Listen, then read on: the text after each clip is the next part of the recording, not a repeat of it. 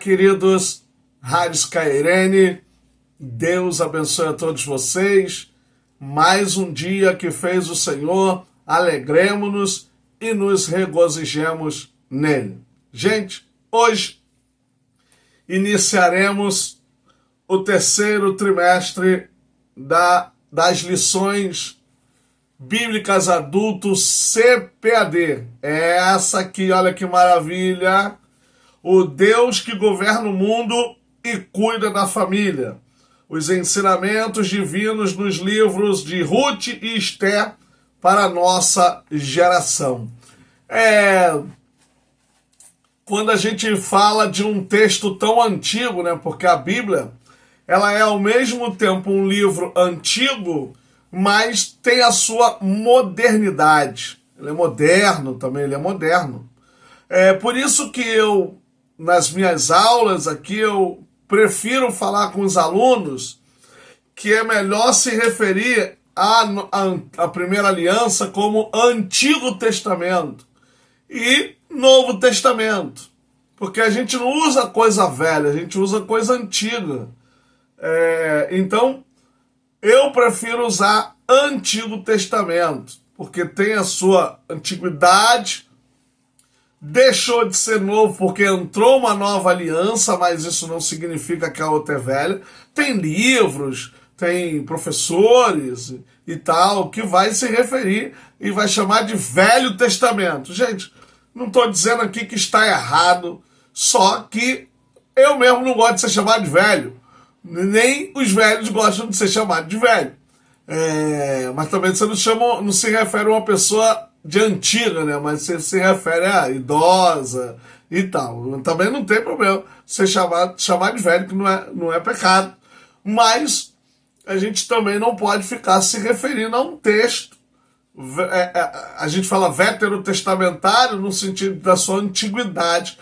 Mas o ideal é usar a palavra Antigo Testamento. Mas não tem problema se eu falo por questão de estilo e preferência. Agora, cabe a cada um que queira usar como queira, mas o importante é ter esse respeito tal pelo texto sagrado, pois a própria Bíblia no Novo Testamento valoriza o Antigo Testamento. A primeira lição, e aí, gente, por favor, curta lá, compartilhe, comente, porque eu vejo que às vezes o YouTube está segurando lá os vídeos. Então compartilha, curta, que vai dar tudo certo. A lição é a primeira lição. Duas importantes mulheres na história de um povo, no caso, que são Ruth e Esther. O texto em classe está em Ruth, capítulo 4, versículo 1, 22, e Esther, capítulo 7, versículo 1 ao versículo 7. Então, esses são os dois textos em classe. Na verdade, Ruth 4:13. Ruth 4:13 ao 22 e Esther 7, do 1 ao 7. Duas leituras gostosas, textos que estão na língua original hebraica, é o Antigo Testamento. Claro que a gente tem a 70, a Septuaginta. Então nós temos essas duas mulheres, que são dois livros que levam o nome, mas isso não significa que foram elas que escreveram, tá? Levam o nome dessas personagens, mas não significa que o autor seria as personagens também. Nós entendemos que os personagens podem tanto ser como não podem ser, são atribuídos às vezes a Samuel e a outros autores, mas geralmente não é, pelo menos o de Ruth, né? Porque Esther já é pós-exílio, então não tem como ser Samuel escrito o livro de Esther, mas o Ruth, que é no período dos juízes, mas isso também não estou afirmando. Quando chegar lá na próxima lição, que vai tratar sobre o livro, aí eu vou trazer pesquisas na perspectiva da tradição e as novas pesquisas, que são aquelas pesquisas mais modernas, que colocam até em datas diferente daquela que a tradição colocou. As palavras-chave: Ruth, Esther, mulheres de Deus e protagonistas. Essas são as palavras-chave que eu encontro na lição. Ruth, Esther, mulheres de Deus, protagonistas. Introdução. Iniciamos hoje um novo trimestre de conhecimento dentro de duas mulheres que levaram, ou de dois livros, que levaram os nomes de duas mulheres. Isso aqui eu acabei de dizer que é Ruth e Esther. A Bíblia sempre valorizou o mundo feminino, e isso é provado pelo próprio Jesus.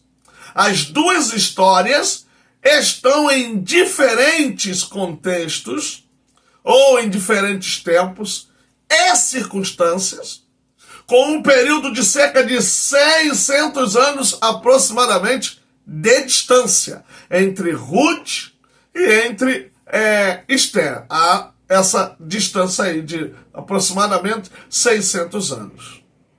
Uma está no período dos juízes e a outra no período pós-exílio, mas com a mesma fé em Deus e com o protagonismo de manter a posteridade daquele que um dia seria o maior rei de Israel e depois o próprio Jesus, filho de Davi. Então a gente está falando de duas mulheres que são realmente protagonistas aqui na história,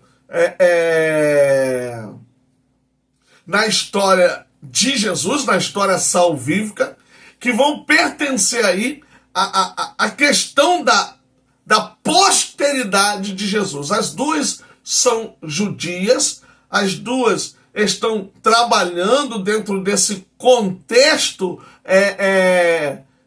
uma é pré-davídica e a outra é pós-davídica, porque uma está no período dos juízes e a outra é pós-davídica, já dentro daquele contexto ali, beirando ao messianato, beirando ali a apocalíptica, mas elas estão dentro da realidade salvífica que vai chegar em Jesus. Claro que de Ruth vai sair aí Davi, Esther, eu falo no sentido de que posteriormente vai pertencer também à linhagem, porque ela é judia, mas Ruth mais diretamente vai estar ligada à linhagem de Jesus. Primeiro grande seção, a estrutura essa aqui está idêntica, com 3 subtópicos e com 3 grandes seções. A primeira seção, Ruth, uma mulher importante para a linhagem de Davi, uma moabita.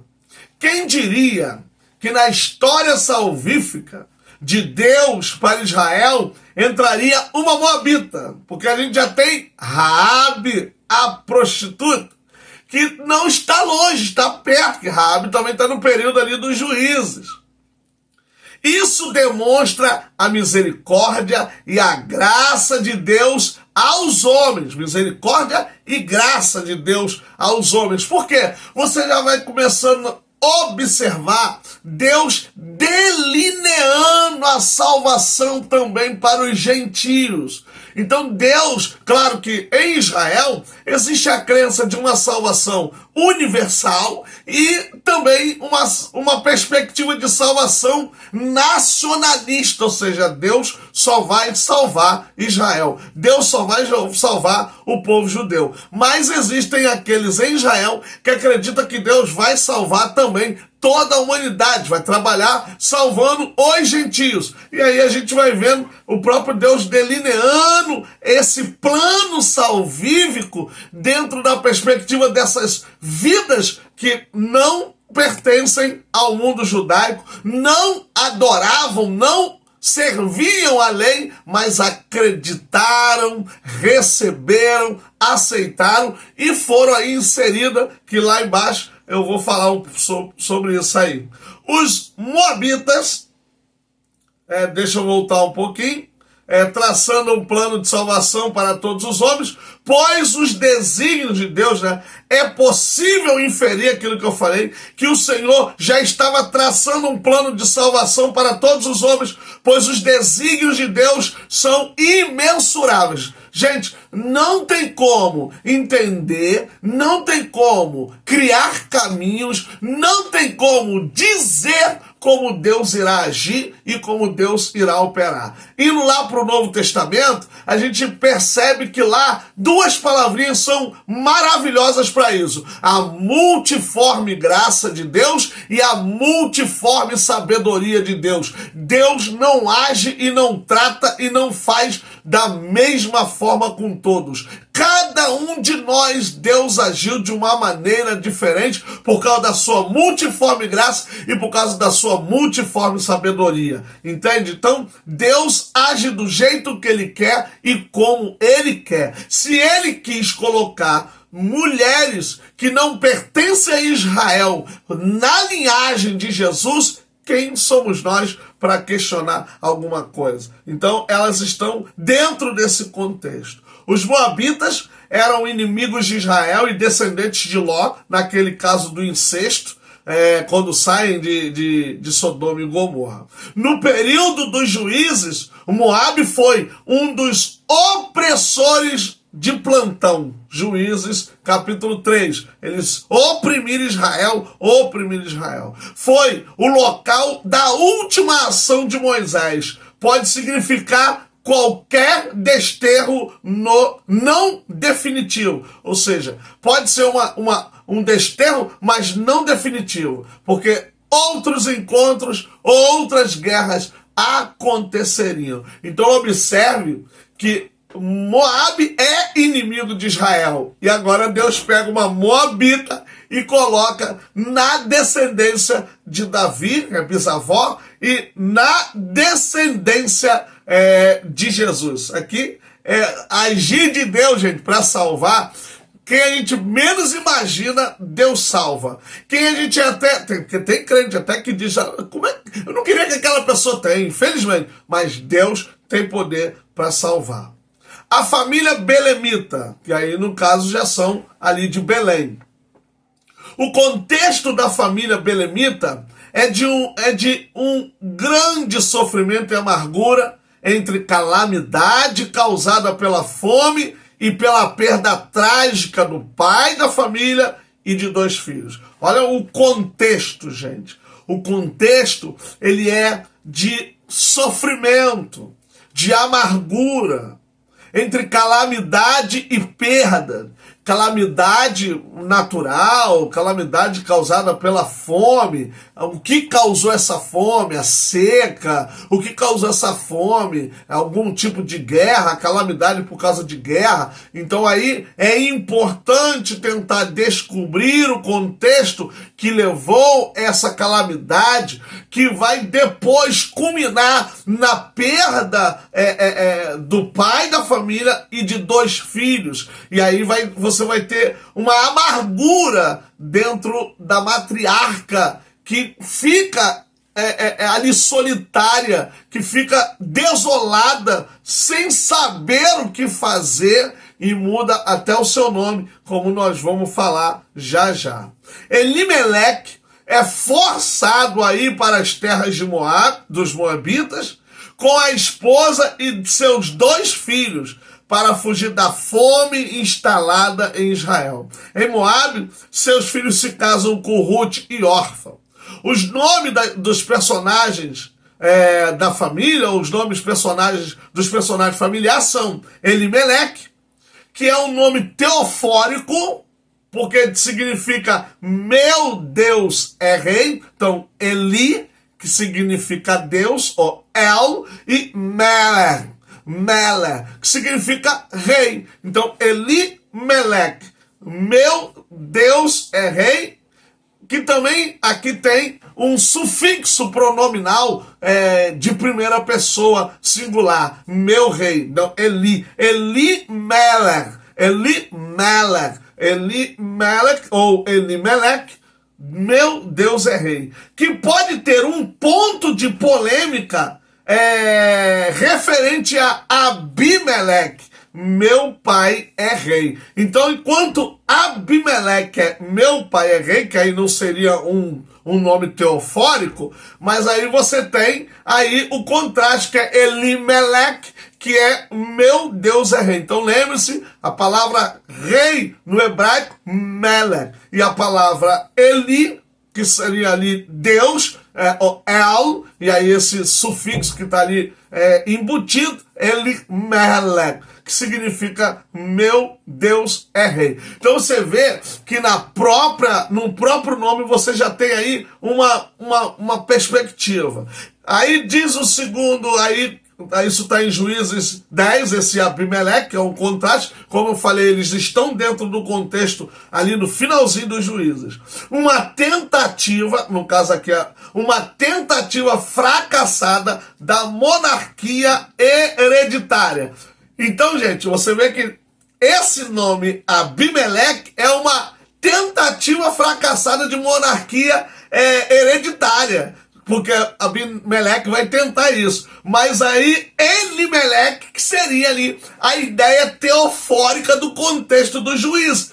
Porque no tempo dos juízes, Deus é rei. Meu Deus é rei. Então, essa é a perspectiva do nome. Não é um nome de acaso. Nem o de Elimeleque e nem de Abimeleque. Abi, porque vem ali o nome Av. Av significa pai, ancestral. Por isso que Abimeleque, Av. E Melech, que significa rei. Então, Av, Melech, rei. Como tem aqui um sufixo pronominal de primeira pessoa, então meu pai é rei, no sentido de uma monarquia dentro do contexto aí da hereditariedade, enquanto o outro tem uma teocracia. Meu Deus é rei. Uma tentativa de Alim. Malom vem da raiz estar doente, Quilion da raiz consumir-se, e sua função narrativa é morrer no tempo certo e criar uma situação legal. O nome dos filhos já vão traçando a linha do que vai acontecer na vida dessa família. Mas uma coisa interessante aqui que eu queria dizer para vocês: mesmo em meio a toda essa calamidade, mesmo em meio a toda essa perda, o nome do pai precisa ser preservado. Meu Deus é rei. Significando que mesmo com as perdas, mesmo com as calamidades, meu Deus é rei. O Deus que eu sirvo não perde o controle de todas as coisas. Ele não perdeu em meio à calamidade, ele continua mantendo as coisas em suas mãos. Ah, gente, é claro que os porquês vão vir, porque eu perdi, porque eu estou passando isso, porque a calamidade chegou em minha casa, porque tudo virou na minha vida, porque nada está dando certo. Lembre-se, meu Deus é rei. Sabe, o único nome ali, o nome mais forte, no caso, seria o dele, e depois vem o de Noemi, que depois vai ter uma transformação logo após toda essa calamidade, que é muito triste, né? O Noemi, minha doçura, Orfa, a que volta as costas. Repare que Orfa realmente ela vai embora. Quando Noemi fala, eu não tenho mais filho, se vocês quiserem ir embora. E aí a gente vai, né, gente, no versículo chave também, ali de Ruth, né?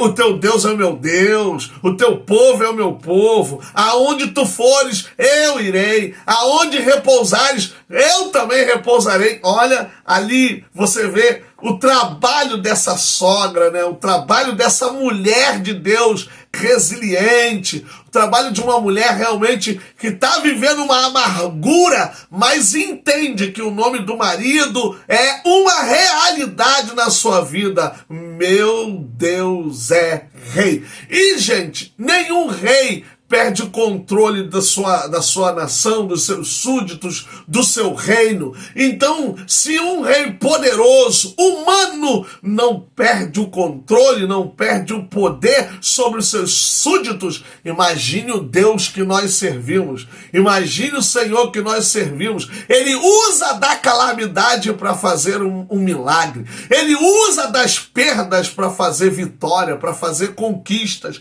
Nem sempre a perda na nossa vida é uma derrota, mesmo quando a gente fala de uma perda de uma esposa, de um esposo, a perda de um filho, e eu não estou falando aqui para o mundo, eu estou falando perda, partir para o Senhor, porque Deus preserva os seus, mas é importante mantermos essa fé, sabe? Então o nome dela, Noemi, é doçura, Orfa é a que voltou as costas, Ruth é a amiga, ela perde o marido e os filhos e pede para ser chamada de Mara, amarga, ou Mari, minha amargura. Então repare que ela toma sobre si a amargura, ela não culpa ninguém, você não vê o texto, ela culpando foi a fome, ela culpando a Deus, não, ela se sente amargurada pela perda, porque o nome dos filhos vão dando aí, vão delineando uma função narrativa que é de morrer no tempo certo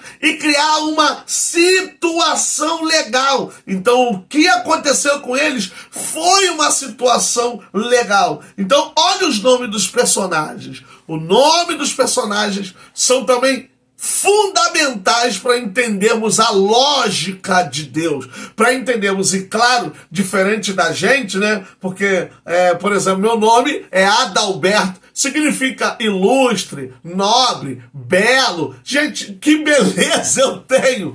Que tipo de ser lustre que eu sou, ilustre ou nobre, entende, gente? Então, assim, o nome no país, no Brasil, no Ocidente, não tem tanto, assim, um significado que molde o caráter, a personalidade, mas no hebraico, no mundo judeu, israelita, hebreu, você tem sim essa ideia. Ele é Jacó por causa disso, é Esaú porque é peludo, é vermelho, é Abraão porque é pai de multidões, é Isaac, aquele que ri, entende? E assim vai, e outros nomes que a gente vai ver. É Abimeleque porque meu pai é rei, entendeu? É Abimeleque porque meu pai é rei, é Abimeleque, é Elimeleque, porque meu Deus é rei. Então Abimeleque, meu pai é rei, é Elimeleque, meu Deus é rei. Então você vê que está dentro, naquele contexto do Ocidente, você vê que lá em Esther, Hadassah é uma coisa e Esther é outra, porque um é um nome aramaico, um é um nome do mundo hebraico, o outro é um nome sírio. Então você vê essas diferenças que também, no todo contexto do Oriente Médio antigo próximo,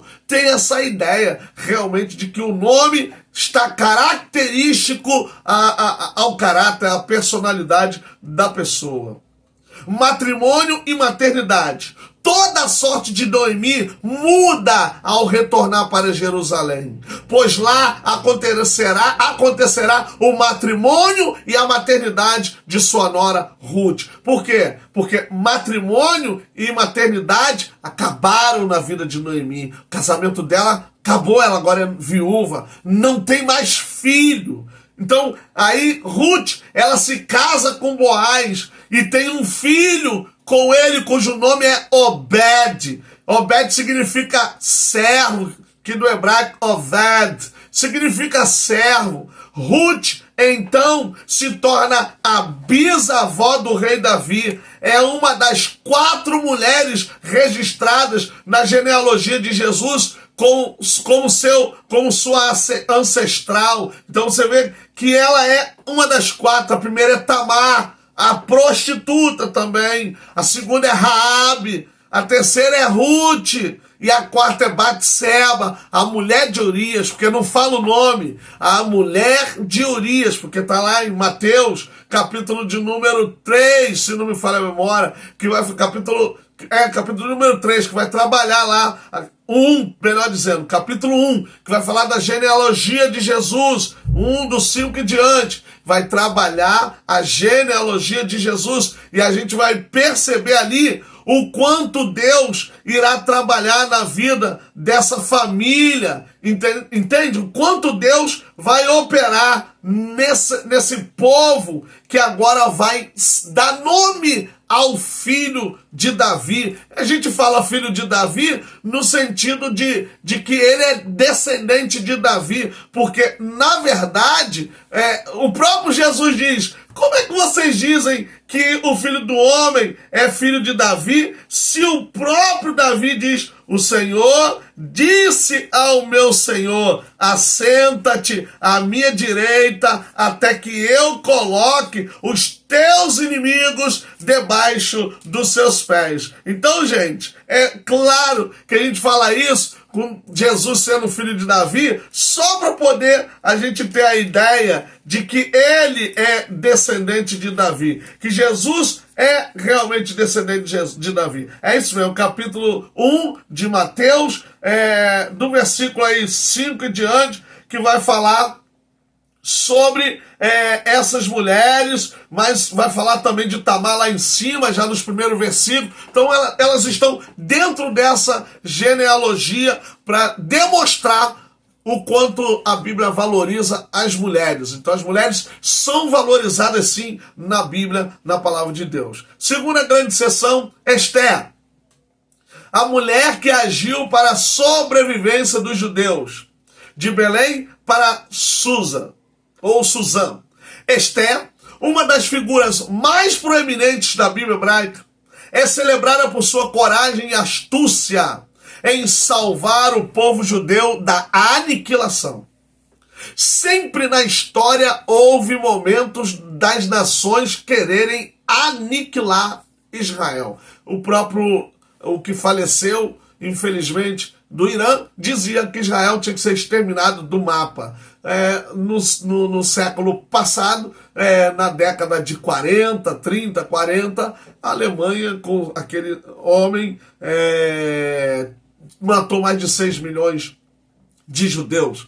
A deportação, tanto assíria como babilônica, praticamente quase exterminaram a nação israelita, Reino Norte e Reino Sul. E ainda hoje você tem aí um grande número de pessoas antissemitas, não gostam dos judeus, atacam os judeus, e para nós cristãos, a gente ora, busca a Deus, como diz a Bíblia, orar para que haja paz em Israel. Então, sempre houve, e também na atualidade, está acontecendo pessoas que querem a aniquilação de Israel. Sua história é contada no livro de Esther, onde ela é descrita como uma jovem judia que se torna rainha da Pérsia e usa sua posição para interceder em favor de seu povo, porque o fato dela ser rainha não significava que ela tinha toda essa autoridade. Lembra lá que ela vai para o rei estender o cetro? O rei teria que estender o cetro.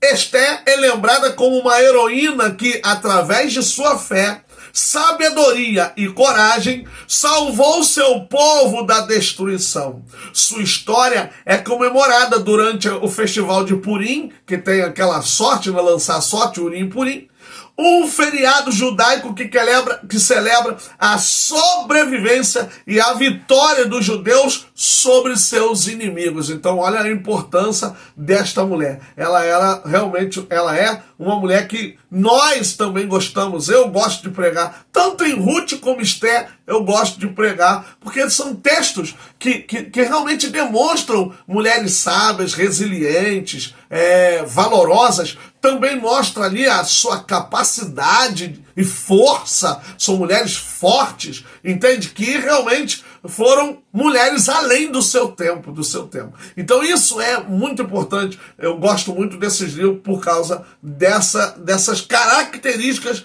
dessas mulheres. Inclusive tem um tema, né, mulheres curadas para curar, e eu trabalho praticamente uma boa parte ali do texto de Ruth para falar do nome daquelas mulheres e que tipo de curas elas precisaram para poder curar outras mulheres, né? E curar a sua descendência, porque elas passam a ser aí ancestrais de Davi. De órfã a rainha. A jornada de Esther, de órfã a rainha, é um testemunho notável de coragem, fé e destino. Esther, também conhecida pelo nome hebraico Hadassah, nasceu em uma família judaica na antiga Pérsia. Seus pais morreram quando ela era muito jovem, deixando-a órfã. A beleza e a graça de Esther chamaram a atenção quando o rei Xerxes, Assuero, procurava uma nova rainha para substituir Vasti, que havia sido deposta. Esther foi levada para o harém do rei como uma das candidatas à rainha, com a orientação de Mardoqueu, que era sobrinho dos pais, e cuidou dela, e a providência divina. Então quer dizer que Deus usou Mardoqueu, Deus providenciou o processo, porque ela tem circunstância contra ela, perdeu seus pais, é órfã, é criada por um parente, não tem o amor paterno. Olha, gente, olha o quanto Deus usa da calamidade, usa da situação para engrandecer e fortalecer a vida de uma pessoa. Esther encontrou favor aos olhos do rei Xerxes, que a escolheu como sua nova rainha. Sua humildade, sabedoria e beleza a destacaram entre as muitas jovens que foram levadas ao palácio. A você, mulher, que tem a sua beleza, tem a sua sabedoria, seja humilde, faça a obra de Deus, trabalhe para o Senhor, ganhe vidas, ganhe almas, porque Deus quer te usar. A todos nós, Deus quer nos usar. Ah, mas eu estou sofrendo, eu estou em calamidade, eu estou nisso, eu estou naquilo. Deus irá nos fortalecer na calamidade, gente. Na calamidade, seja ela qual for. No campo ou no palácio. Não importa a situação. Os princípios divinos norteará o servo e a serva de Deus a manter a sua fé nele, seja no campo, seja no palácio, seja na dificuldade, seja na mordomia. Deus irá nos nortear. Deus irá nos ajudar a manter a nossa fé. É preciso conhecer a graça do Senhor e ser um exemplo em meio ao caos da incredulidade e desobediência a Deus. Uma está no campo, que é Ruth, e a outra está no palácio. Mas elas tiveram que passar pelo processo da perda, da dor, sabe? Teve que passar pelo sofrimento, ser órfã, ser viúva, entende? Perder tudo, todo, porque perder tudo significa perder os bens, mas quem a gente ama. Imagine uma pessoa casada tanto tempo, perde seu cônjuge, o chão desaba. Então perder um filho, não tem estrutura, você pode ser rico, você pode ter condições financeiras, mas perdeu aquilo que você mais ama, você perdeu tudo. Até você se recompor, até você se reestabilizar, leva tempo. Então essas mulheres foram muito fortes, essas mulheres foram realmente muito resilientes. Ruth e Esther são, no campo ou no palácio, mulheres de fé e confiança em Deus, aceitando a sua vontade e fazendo a diferença para o povo de Israel. Olha que coisa tremenda, gente. Terceira grande sessão, mulheres de Deus como protagonista da história. O protagonismo feminino. O protagonismo feminino na história de Israel e Ruth é um tema central e inspirador. destacando como a coragem, sabedoria e ação de mulheres que podem mudar o curso da história. Você pode mudar o curso da sua família, você pode mudar o curso dos seus filhos, você pode mudar o curso da sua sociedade. Eu estou falando agora para você que é mulher. E nós, homens, também da mesma forma, porque a Bíblia fala a homens e a mulheres. Elas não só desempenharam um papel crucial na sobrevivência de seu povo, mas também exemplificaram várias qualidades que são celebradas como virtudes femininas. Tal protagonismo não questiona a autoridade do homem, gente, no mundo de então, naquele contexto que é patriarcalista, pois Deus usa quem Ele quer e como Ele quiser, ou como Ele quer. Deus não deve satisfação a ninguém. Deus, quando te escolheu, quando me escolheu, Ele não foi na vizinhança perguntar: o que vocês acham do Adalberto? O que vocês acham dele? Não, Ele escolheu e acabou. Então Deus quis usar mulheres, Ele vai usar mulheres. Quem deu a boa notícia da ressurreição foi a mulher. Foi a mulher que foi lá, saiu, Ele está vivo, Ele ressuscitou. Então, no nosso mundo, não tem espaço para feminismo, não tem espaço para esse negócio de dizer que a Bíblia é machista, porque a Bíblia valoriza e muito a mulher, mesmo dentro de um contexto patriarcalista. Mesmo na atualidade, a mulher é sim valorizada na igreja, mulheres com cargos, mulheres com liderança, mulheres fazendo eventos maravilhosos. E olha os trabalhos, o círculo de oração no Rio de Janeiro é chamado de consagração, são as mulheres, são elas que estão de frente, e trabalhos imensos de mulheres, congressos e eventos que transformam vida, que mudam muitas vidas por aí. Cumprindo os papéis. Ambas as mulheres, aqui estudada, cumpriram seus papéis. Ruth como uma boa esposa e nora, trazendo alegria e honra para a casa de Noemi, que também era uma mulher sábia e conselheira, tornando assim a matriarca do rei Davi. Olha a importância de uma sogra temente a Deus, confiante, e de uma nora obediente, que ouve a sogra. Mas isso, no Novo Testamento, a gente vai ver Jesus dizendo que é sogra contra nora e tal, mas não é. No mundo, no nosso contexto, não deveria ser assim. No contexto cristão deve haver o amor, o perdão, a graça, mas eu sei como é que é, já tive sogra, minha esposa tem sogra, o negócio não é tão fácil assim, tem que ter muita sabedoria de ambas as partes, principalmente temor a Deus. Noemi também era uma mulher sábia, conselheira, tornando-se a matriarca. Esther, mulher determinada, com sua graça e beleza, diplomacia e inteligência, defensora do seu povo, com coragem e fé, conseguiu realizar os planos de Deus e foi crucial para o livramento dos seus compatriotas. Então você vê que é um livro que dizem que não tem o nome de Deus, mas é o livro que mais a gente vê Deus agindo a partir de uma mulher. E aqui não é sogra, mas um parente sábio, humilde, cheio da graça de Deus, que orienta como essa mulher. E aí, quando chega uma parte do jejum, e ele diz assim: se você não for, porque ela tinha que correr o risco de uma parte ou de outra, socorro nos virá. E ela mantém, ela diz: vocês jejuem por mim. E ela foi, e Deus abriu as portas lá diante do rei. Educação familiar. As qualidades, é o terceiro e último tópico que nós estamos encerrando. As qualidades de Ruth e Esther não desqualificam a importância da educação familiar.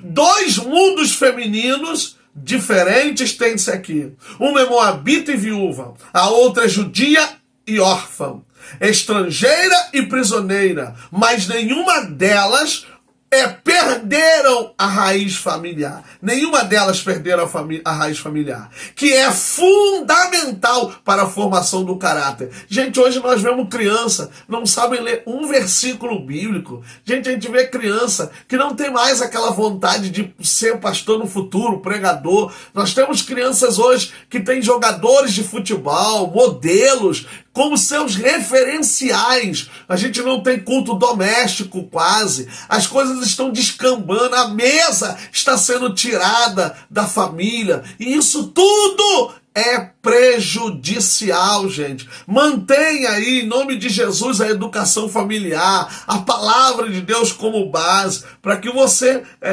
tenha aí uma família de caráter. Esses dias eu vi uma entrevista, uma reportagem, uma mãe vendo seu filho entrando num camburão, e ela era cristã, e ela disse: eu não te apresentei para servir o mundo, eu te apresentei para Deus, para servir a Deus, não era para você estar aí. Olha a realidade. Então, vamos trabalhar na questão familiar, na educação familiar, principalmente no mundo religioso. Para os dias atuais, essa mensagem precisa ser levada a sério, pois é na família que teremos não apenas uma sociedade sadia, mas uma igreja firme e estruturada. É assim, gente, quem tem que manter família é a igreja precisa da família.